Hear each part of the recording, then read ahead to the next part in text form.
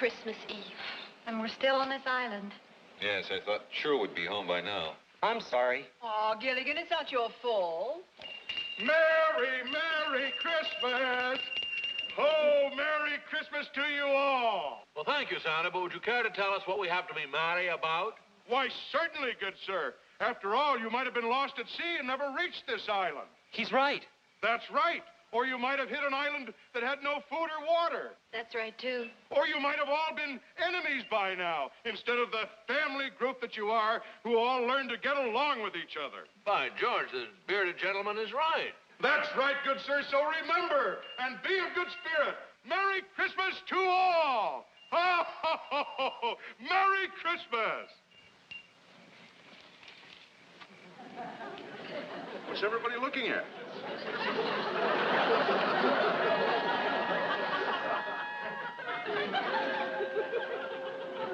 What's everybody looking at? You'll never believe it, Skipper.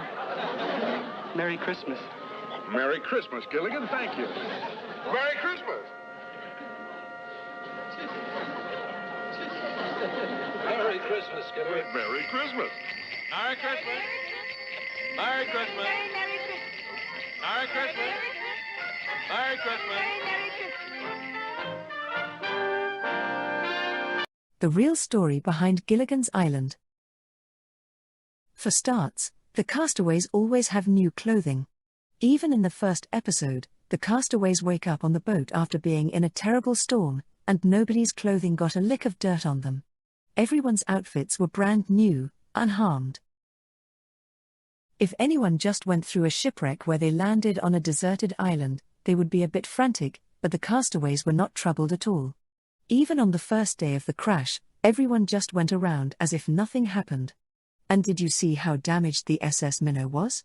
There were big holes everywhere. That ship definitely sank before coming ashore. For the 3 years the show ran, and the castaways must have wore over 100 outfits each.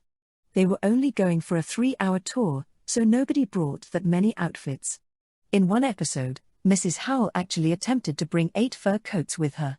Mr. Howell had a whole trunk full of alcohol, wine, brandy, vodka, you name it. These people all had the things they wanted on this island. How about the people who kept magically appearing on the island? It was like the island was always on the map, people kept finding it. Even wrong way, the pilot found the island again. One episode that may confirm this is the time they spent their first Christmas on the island. At the end of the episode, Santa Claus appears. He seems to look like the skipper dressed up, but after Santa leaves, the skipper quickly pops out from behind everyone. They all died in the shipwreck, but they had to pay a bit of a price after their death. What was that price? Gilligan did not want to leave the island. As I watched this show as an adult, it became harder and harder to watch due to Gilligan's screw-ups.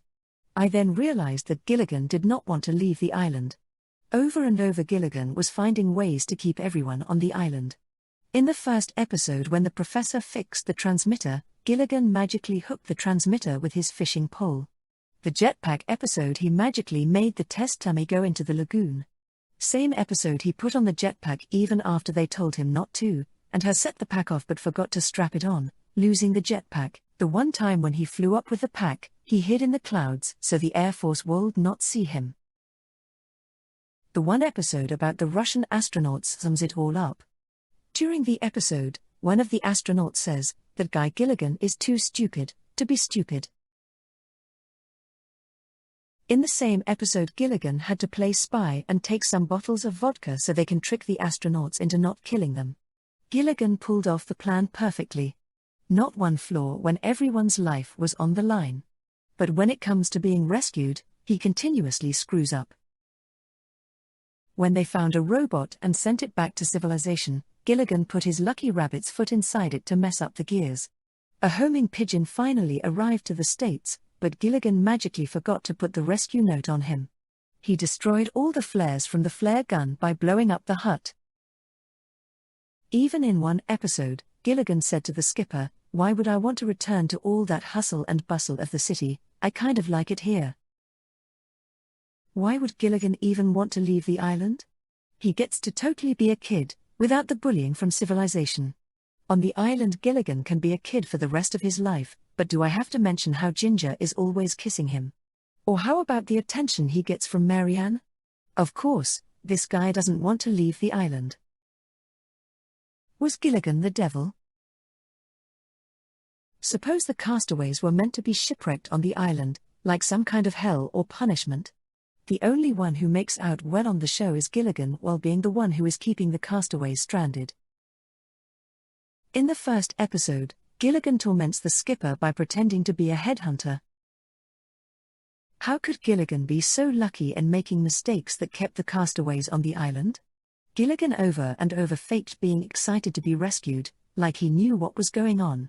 Whenever the castaways got excited about being saved, Gilligan would quickly kill their excitement. In one of the beginning episodes, Waiting for Wachubee, Gilligan pretends to be Wachubee and actually makes earthquakes happen. When telling the skipper he was the one who caused the earthquakes, Skipper and the professor doubted him. The castaways then asked Gilligan to bring a cool breeze, and he does, just a bit too strong. At the end of the episode, he even says he did it just a bit too strongly. Why would the castaways be punished? Ginger suffered from a severe case of vanity, and that one is obvious. The Howells were greedy, conniving people, so also obvious, but what about the professor, Marianne, and the skipper? Suppose the professor was behind creating some terrible weapons of mass destruction. Suppose Marianne supported Monsanto or slaughtered many animals with her own hands. Suppose her farm had working slaves on it. Suppose the skipper killed hundreds of people while serving in the military. Does anyone remember the episode when Gilligan was talking to his reflection in the lagoon? The reflection clearly spoke back to him. How it should have ended. They should have killed Gilligan, the devil, a long time ago. Or at least let him be when he ran away that one time.